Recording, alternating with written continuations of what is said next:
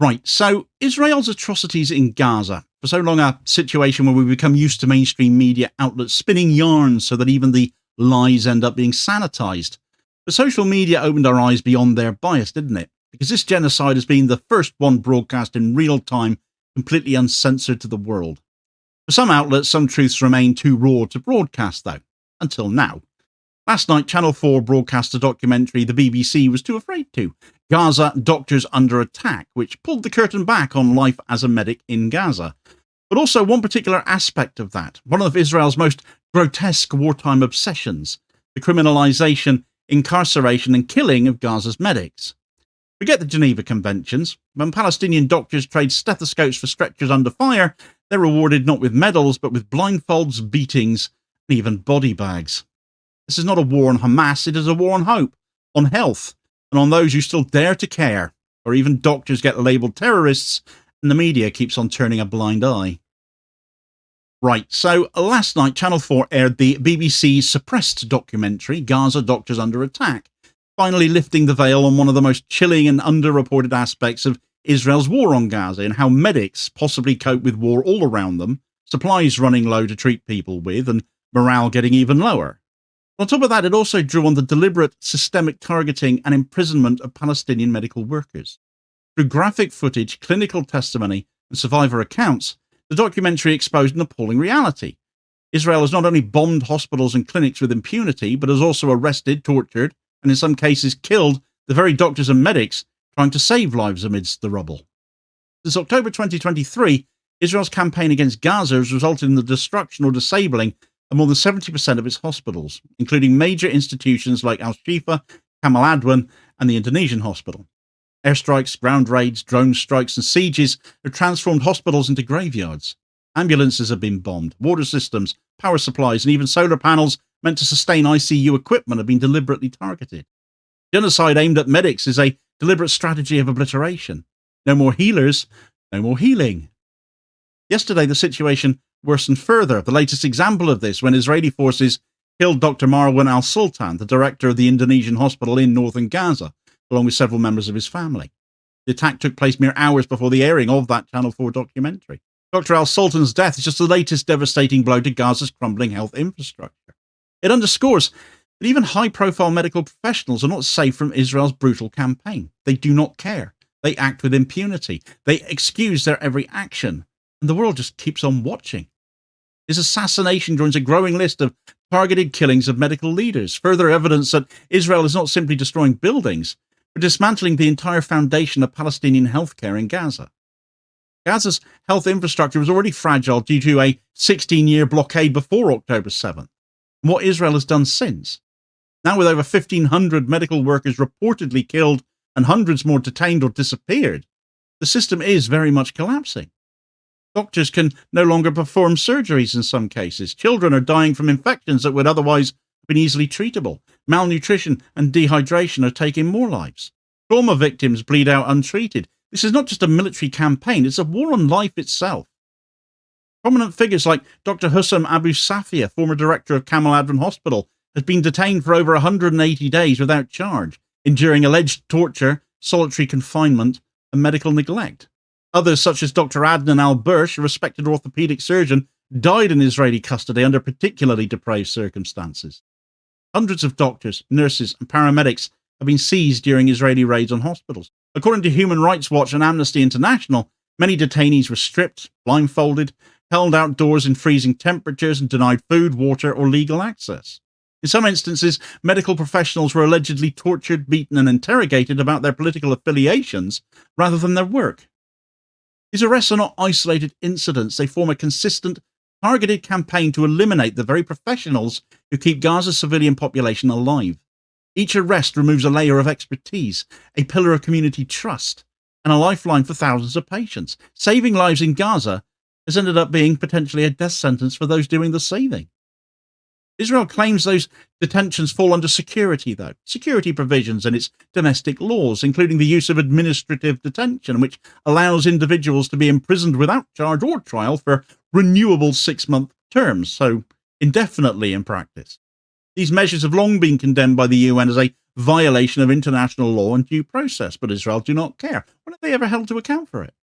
Doctors are being detained not as combatants, but as civilians, and not just any civilians, but ones granted special protections under the Geneva Conventions and UN Security Council Resolution 2286, which specifically prohibits attacks on hospitals. But who exactly is upholding it?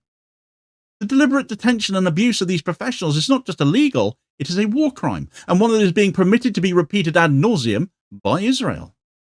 The removal of senior medical figures like Dr. Abu Safia, like Dr. Al-Bush, and now Dr. Al-Sultan has had catastrophic effects. Entire surgical departments risk being shut down. Pediatric care becomes nearly non-existent. Mental health support has vanished. The void left by these detentions and all the killings just accelerates the collapse of a system already under siege, compounding death and suffering among civilians. In Gaza, there's a lack of anesthesiologists and trauma surgeons and neonatal specialists and infectious disease experts, and it's turning routine medical challenges into death sentences. The detentions are not simply targeting individuals, they are systematically dismantling every remaining possibility of care. Reports from detainees describe beatings, prolonged solitary confinement, denial of medical care even for chronic conditions. The psychological toll is immense. Doctors who survive captivity are often left physically and emotionally shattered. This form of abuse is not just an attack on individuals, but on the continuity and resilience of Gaza's entire health sector, intrinsic to the continuity and resilience of Gaza itself. While NGOs like Médecins Sans Frontières, Amnesty, and Human Rights Watch have condemned these actions, much of the global medical community has remained disturbingly silent. The Israeli Medical Association have not spoken out. Well, what a surprise.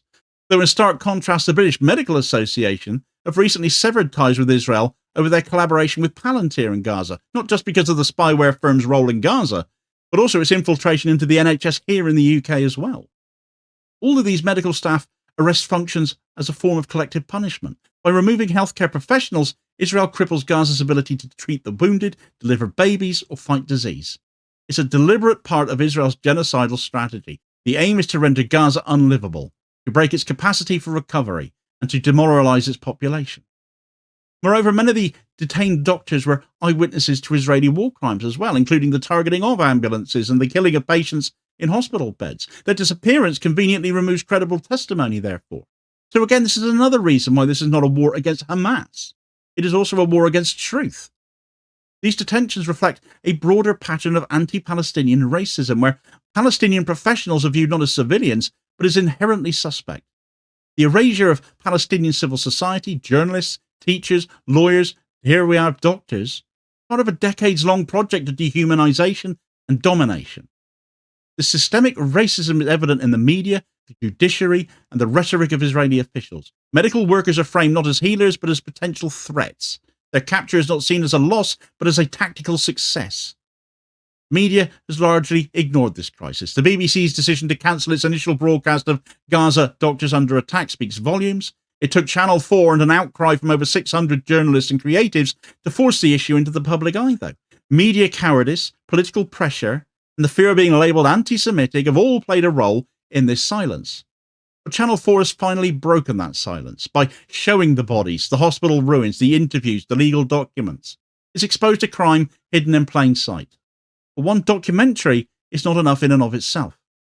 The World Health Organization has called the health situation in Gaza catastrophic. The UN has condemned the use of administrative detention, but words are not justice. There's been no serious investigation, no sanctions, no accountability. And again, one documentary, as commendable as it is, won't be enough to change things. Powerful states, especially the US, Germany, and the UK, who continue to fund and arm Israel despite these violations, they're the ones that need the pressure put on them. The International Court of Justice must investigate these detentions as part of its ongoing inquiry into war crimes in Palestine committed by Israel. Targeted destruction of medical infrastructure and the detention of health workers are not just human rights abuses, they are evidence of genocide by attrition. Israel's war is not just military, it is institutional. It targets the systems that make society function: health, education, law, journalism. The aim is to make Palestinian society unviable and unlivable, unable to resist and easier therefore to erase. What happens when doctors are labelled terrorists, when medics are blindfolded and beaten for saving lives? It marks the end of medical neutrality, marks the end of those protections that are supposed to protect it, the death of humanitarianism and the triumph of absolute impunity. But the likes of Amnesty International, Human Rights Watch, MSF, Med Global, dozens of other civil society organizations have called for the immediate and unconditional release of all detained Palestinian medical personnel. This demand must be echoed by governments, universities, hospitals, and individuals worldwide as well, to heap even more pressure on Israel, to say, we can see what you're doing, and we're not having it. Justice would mean not only their release, but also compensation, rehabilitation, and legal accountability for their abusers. Medical associations must break their silence. Universities must sever research ties. EDS works. Politicians must be forced to answer for their inaction. The detention of Palestinian health workers is not a side issue. It is the central moral crisis of this war. It reveals the true nature of Israel's campaign, not the defense of its citizens, but the annihilation of another people's capacity to survive. When bombs fall on hospitals and doctors are dragged from operating theatres to prison cells, the world's got to choose. It's got to pick an option here. Will it defend the principle of medical neutrality, or will it stand by as the Hippocratic Oath gets trampled beneath the boots of occupation? In Gaza, doctors are not just saving lives, they are becoming martyrs for truth as well. Documentaries like Gaza Doctors Under Attack serve as powerful reminders of the world's collective shortcomings still, 21 months in now, where it comes to Israel and Gaza. The world cannot claim ignorance any longer, so there can be no more excuses, can there? Of course, it is far from just doctors being targeted, as merely wanting something to eat has become a lethal exercise in Gaza too, hasn't it? From the aid distribution centres, where the IDF are now burying people alive, to cafes getting targeted because journalists have happened to gather there to upload their work. Get all the details of those stories in this video recommendation here as your suggested next watch. Please do also hit like, share and subscribe if you haven't done so already, so as to ensure you don't miss out on all new daily content, as well as spreading the word and helping to support the channel at the very same time, which is very much appreciated, holding power to account for ordinary working class people. And I will hopefully catch you on the next vid. Cheers, folks.